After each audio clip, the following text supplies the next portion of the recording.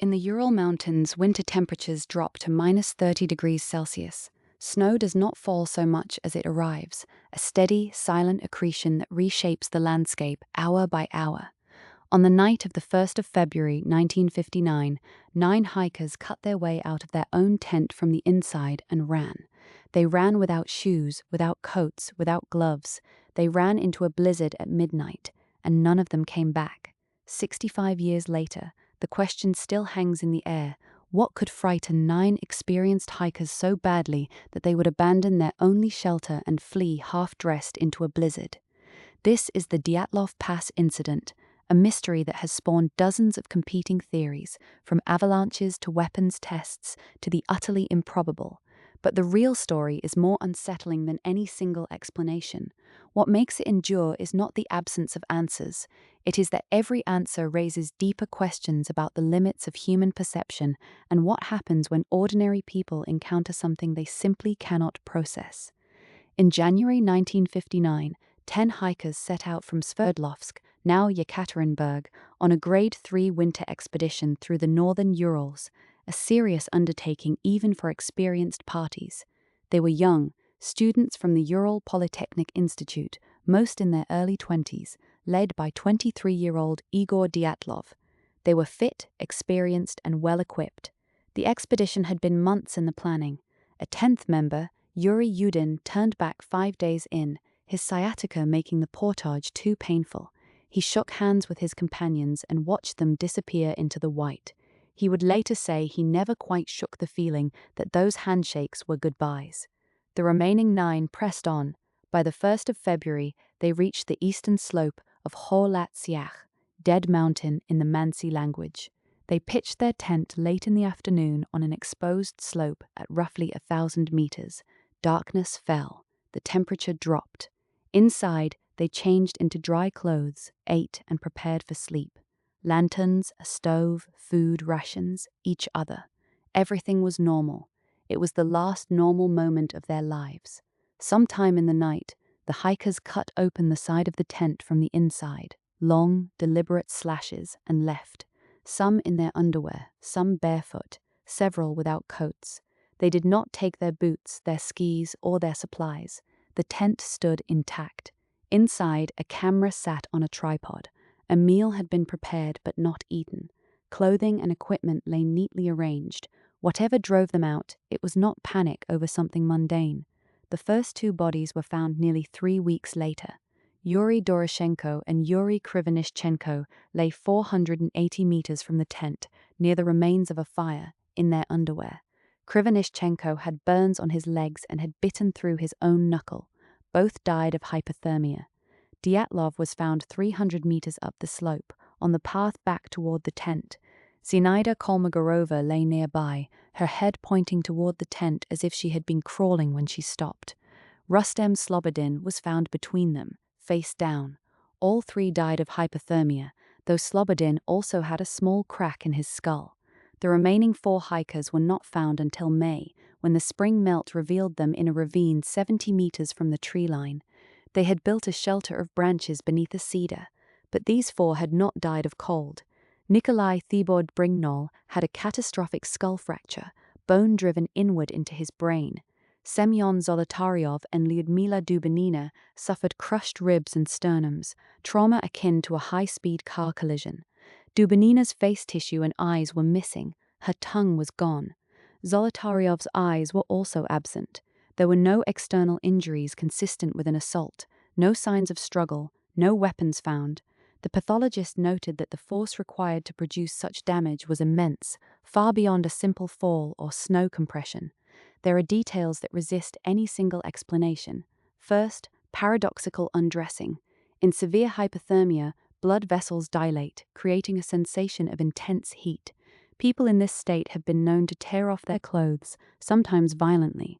It is a well-documented phenomenon, and it neatly accounts for why the hikers were found partially undressed. Second, the compressive injuries. The force needed to crush a rib cage and fracture a skull in this manner would require a heavy slab of snow falling from height or a sudden pressurization event. An avalanche on an 18-degree slope is improbable but not impossible. the slab avalanche theory, tested in 2021 by researchers at ETH Zurich, showed that specific wind and snow conditions could, in theory, produce a small slab slide at that location. Third, the radiation. Several items of clothing contained traces of radioactive contamination, not enough to cause illness, but present. 2 years earlier, the Kyshtym disaster at the Mayak plutonium plant had contaminated a large area to the south. One of the hikers had lived in that zone. Another had helped with the cleanup. The radiation could have come with them on their gear, or it could have come from something else. Fourth, the contradictions. The tent was cut from the inside, a measured act. The hikers fled downhill, but some tried to return. Those who died of hypothermia were found on the uphill slope. Those who died of trauma were downhill in the ravine, and there were orange spheres reported in the sky over the Urals in February 1959, documented by military weather stations and local residents. The Soviet investigation closed the case with the phrase, compelling natural force. It is not that we lack theories. No single theory survives contact with all of the evidence. The site was sealed by Soviet authorities, the case files classified for decades. Families were told little.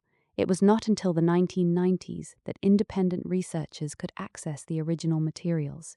In 2019, Russia reopened the investigation. Prosecutor Andrei Kuryakov endorsed the slab avalanche hypothesis, concluding that a small avalanche, low visibility, and the hikers' subsequent choices led to the tragedy. In 2021, Swiss researchers Gome and Puzrin published a mathematical model in Communications, Earth and Environment. They showed that under the conditions on that slope that night, a slab of snow roughly 4 by 8 meters could have detached and slid over the tent, enough force to cause the internal injuries seen in the 4 victims, but not enough to destroy the tent or push it away. Those caught in the open died of hypothermia. Those who sheltered in the ravine, then were buried by a secondary slide or the collapse of their den, sustained the crushing injuries. But the model is just a model. It shows what could have happened, not what did. Questions remain. Why did the hikers not retrieve their boots from inside the tent? Why did they stay so far from the tent after escaping? Why did some show no avalanche trauma, while others had injuries disproportionate to a modest snow slab? And the orange orbs, the radiation, the missing tongue, these are edges the models cannot smooth. Yuri Yudin, the 10th hiker, lived another 54 years. He became a chemical engineer, married, had children, but he never stopped thinking about that mountain. He spoke about the trip with a grief that never faded. He died of a heart attack in April 2013. Before his death, he requested his ashes be scattered on the slope of Kholat Syakh, where his friends died. It was the only place, he said, that ever felt like home. The Dyatlov Pass incident was never solved. The slab avalanche theory is the most rigorous explanation we have, and it accounts for a great deal, but not everything. And there is a danger when confronting mysteries like this, in demanding certainty where certainty cannot be supplied. Perhaps the real reason this case endures is not that it is unsolvable, but that it is deeply human. 9 young people walked into a wilderness they respected, and something happened that exceeded their capacity to respond. They made choices: to cut the tent, to run, to try to return, to build a shelter, to light a fire, and those choices followed a kind of logic, even if we cannot reconstruct it. They were not supernatural. They were not foolish. They were simply people, caught at the edge of what a person can bear. There is a Mansi legend about Kholat Syakh. The Mansi people speak of a presence on the mountain, not a creature or a spirit exactly, something more like a principle, a place where the world goes quiet, where the rules that govern ordinary life seem to bend. Whether you believe the legends or not, the mountain kept 9 of its visitors. What it gave back was not a story, it was a collection of questions frozen in snow, waiting for someone to make sense of them.